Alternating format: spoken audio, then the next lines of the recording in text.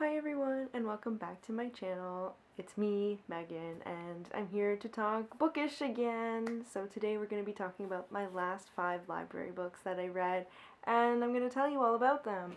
So let's just get right into them. Here they are. So I didn't like them as much as I wanted to. I mean, some of them were better than others, but these were all kind of more disappointing than anything else. But let's get into it. So the first book I read was Velvet Was the Night by Silvia Moreno Garcia. And this one I actually really liked. So this was nominated for the Canada Reads 2022 books. It's on the long list, it's not on the short list, but it was still a really good book. So this has been said to be like Pulp Fiction, and I get it and I can see it. So you have these two main characters, so the points of view change. Each chapter it's like back and forth, and like you have no idea how they're connected, how they come together. It isn't until like the very last chapter that you actually figure it out. It's cleverly written, and just the way that Moreno Garcia writes, wow, she has beautiful writing.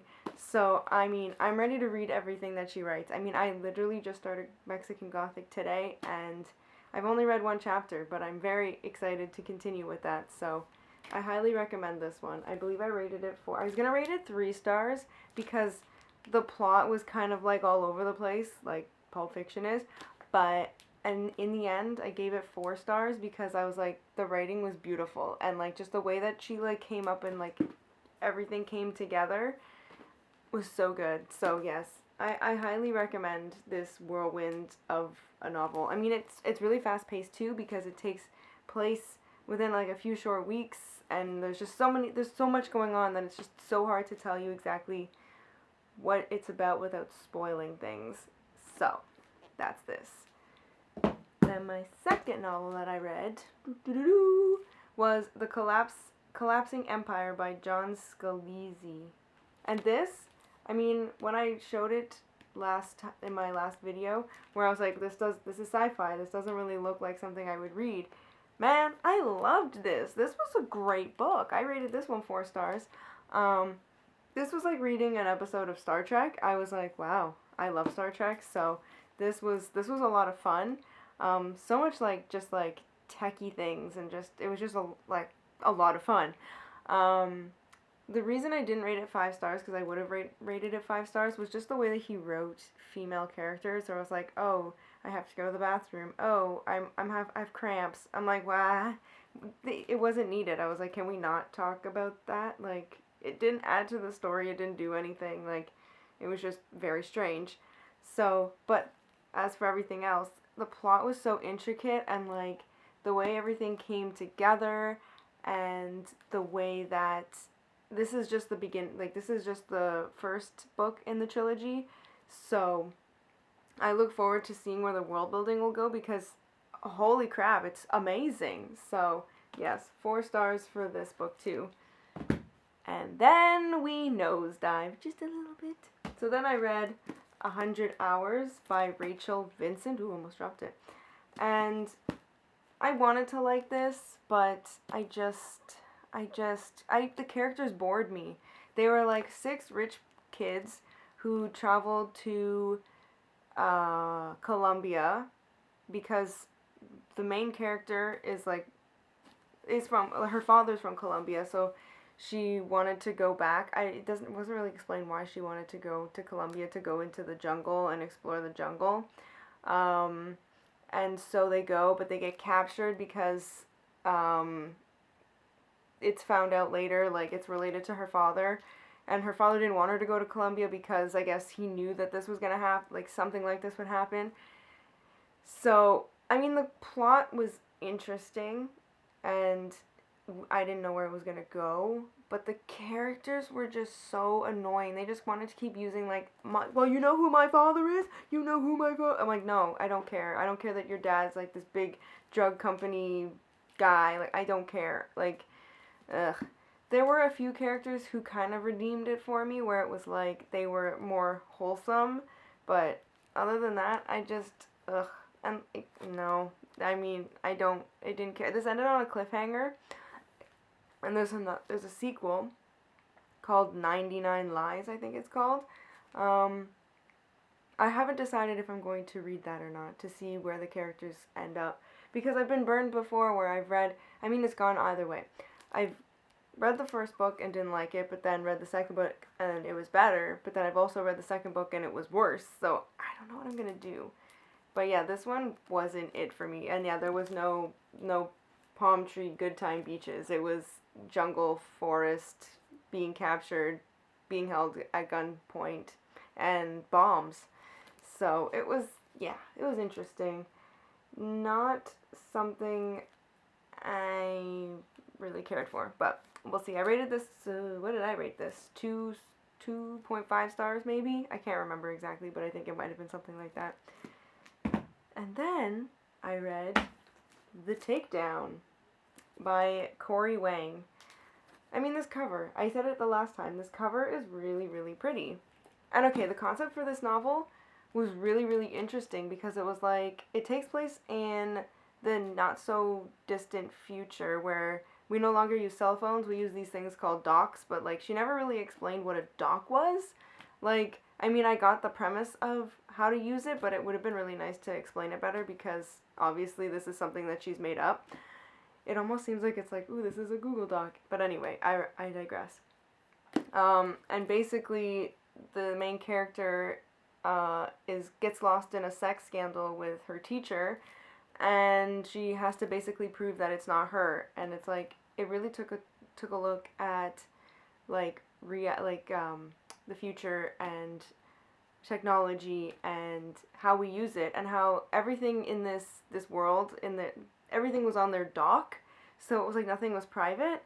So it was like really interesting to read about. But the characters, again, the girls, like the main character, her best friends don't end up not like at the beginning they don't believe her, and then like they try to, they're like, because she's like, it's not me, but they're like, are you sure it's really not you? And then it's like, oh no, we believe you, it's not you. Oh no, but are you sure? Like they kept wavering, and they were just really catty to each other. Like they were tearing each other down. And even the main character, like straight from the very first page, it's like she's just like, I'm not one of those girls, basically. I don't know where. I can't find it right now, but basically she talks about, oh, I'm not like other girls. And I was like, this is where we're going with this? I hate that trope. So, yeah, the characters were not my favorite. So I ended up rating this 2.75, and I know I rated it that because I liked the plot, I hated the characters. So, I mean, if you want to read it, I mean, I'd recommend it for the plot. The characters might annoy you. I mean, they're teenagers too, but they didn't need to be as catty as they were. So, that's my thoughts on this one. And then the last one, this was the one that I was really excited for. And, alright, so it's Maude by Melanie J. Fishbane. So this is it. This is the very pretty cover. So this is based on L.M. Montgomery's life, the author who wrote Anne of Green Gables. And at the time when I was showing this off, I was reading Anne of Green Gables, and I love Anne. I already mentioned it, but I'll mention it again. I love Anne. And so this was based off of L.M. Montgomery's life. And you can see the parallels of where kind of the characters and the story premise for Anne of Green Gables came from, which was kind of cool, because she kind of based it off of her own life. But this talked and showcased, like this was a coming of age story about Montgomery and just everything that she went through in her teen years, because she was very passionate about wanting to be a writer. I mean, this is a work of fiction. This is not nonfiction. This is a fictionalized version of what the author thinks of Montgomery's life, and I liked it. I just thought it was really slow paced, and it took a very long time to kind of get through it, and at times it didn't feel like there was like a direct plot, because it was just like timeline. Like, it was like, oh, okay, interesting. But I did like how she showed the perseverance of Montgomery and wanting to be an author. I liked that the representation wasn't left out and that she didn't erase Indigenous people from history. Like, they existed back then, and she touched upon how they were treated. She definitely touched upon how women were treated. So those were some topics that were harder to read, but they were also very important, and I'm very, very appreciative that they were actually included in this. So that's why this ended up being like a 3.5 star read for me. I mean, I wish there was just a little more of a, I mean, there is structure, but the plot just kind of was like, eh. So, I mean, you get that sometimes with coming of age stories where it's just like, this is the chronological order of their life, and sometimes that can be really boring to read. So that kind of was how that happened in this one. But I still really liked it. But I thought it was going to be a little bit more than that. But I digress. Okay, so I guess I didn't hate all of them. I mean, I went into this video being like, I hated all of my reads, but I actually didn't. Like, this was a solid read. Could have been a better read. I mean, maybe these characters were supposed to be so awful. I don't know. Maybe that was what the author was going for. I'm not really sure. This was a flop read. I was like, nope, not for me. This was a great read. And then, I'm running out of hand space.